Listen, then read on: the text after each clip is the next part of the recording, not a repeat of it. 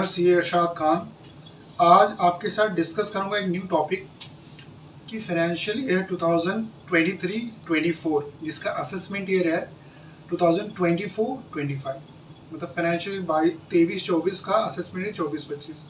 उसमें इस बार income tax return filing होगी, उसमें बहुत सारे चेंजेस हैं। For example old regime versus new regime.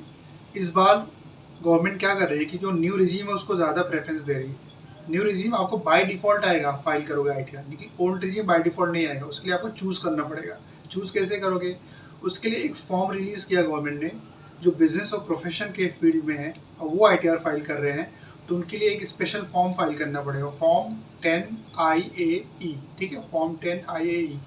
ये फॉर्म फाइल करने की जो लास्ट डेट है वो 31 जुलाई 2024 है, और आईटीआर फाइलिंग की भी जो नॉर्मल डेट है वो 31 जुलाई 2024 है। ठीक है, मतलब 31 जुलाई 2024 के बाद आप ओल्ड रिजीम के अंदर आईटीआर फाइल ही नहीं कर पाओगे। This is the problem.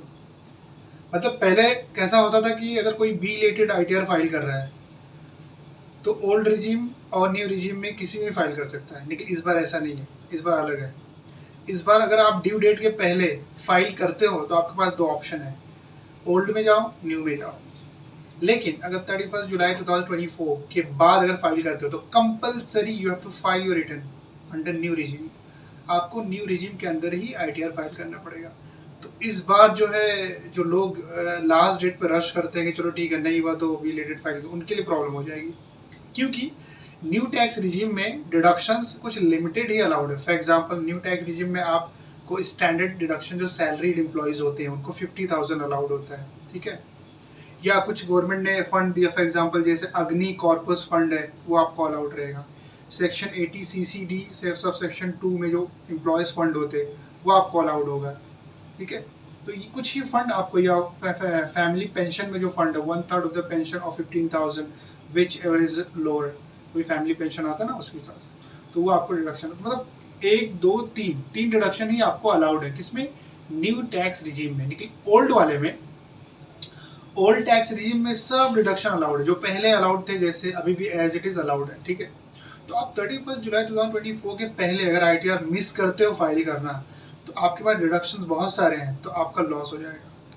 तो उस इंसान के लिए ज़्यादा इंपॉर्टेंट है जो ओल्ड टैक्स रिजीम में जाना चाहता है और इसके पास डिडक्शंस बहुत है, ATC के हैं, ATD के हैं, आई बहुत सारे डिडक्शन उसके पास हैं, तो उसको 31 जुलाई 2024 के पहले फाइल ही करना है आईटीआर कैसे भी करके, वरना उसको प्रॉब्लम हो जाएगा। ठीक है, उसको टैक्स ज़्यादा बन जाएगा।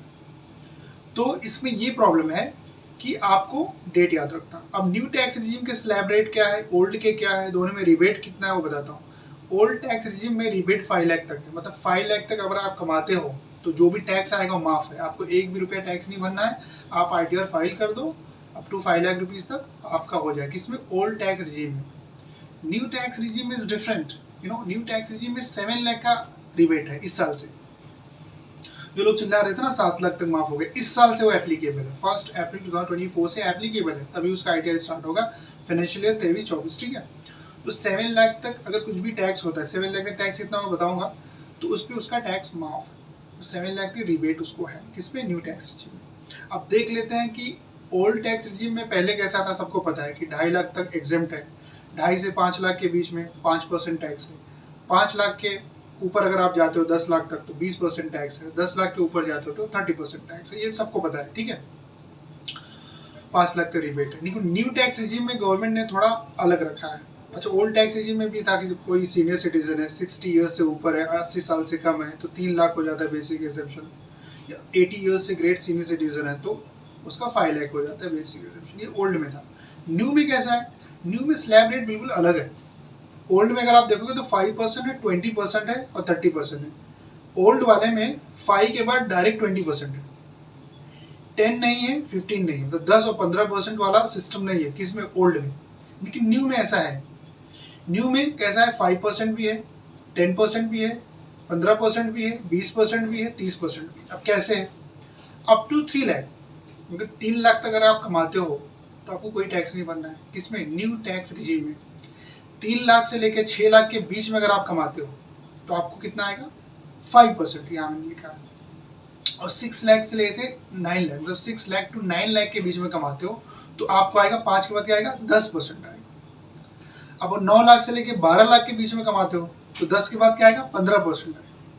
12 लाख से लेके 15 लाख के बीच में कमाते हो तो आप कितना आएगा 15 के बाद 20%। मतलब गवर्नमेंट ने 3-3 लाख का गैप रखा। देखो ना, first 3 lakh 0, next 3 lakh to 6 lakh 5%, next 6 lakh to 9 lakh 10%, next 9 lakh to 12 lakh 15%, next 12 lakh to 15 lakh 20%।